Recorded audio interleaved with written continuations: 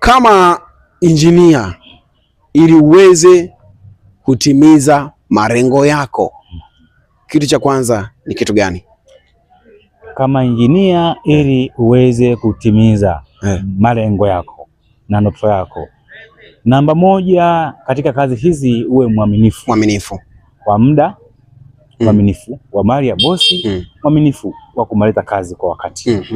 Kila ambacho kitakuweza wewe kuwa na uwezo wa kuaminika kila sehemu, kila mahali. Jambo la pili, ufanyizi wako wa kazi uwe mzuri. Maana kwamba ramani ukipewa na bosi ifanyike jinsi ambavyo ramani ilivyochora.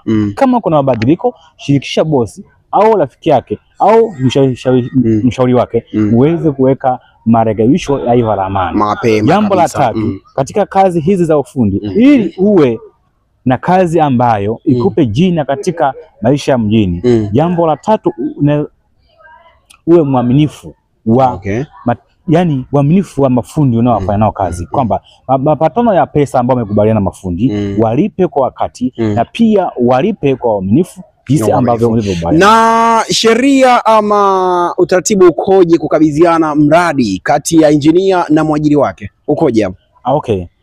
Utaratibu kila mtu na shida zake. Kuna wengine wanapenda kulipa kwa wiki. Kuna wengine wanapenda kulipa kwa day. Kuna wengine wanapenda kulipa kwa mauzo, kwamba labda fanya kazi kuishia hapa kiasi gani, wanapatana wanamaliza, nafanya kazi nalipa. Wengine fanya kazi kwa day, na kwamba ufanya kazi kulingana na kazi ndio kukupa. Hakikisha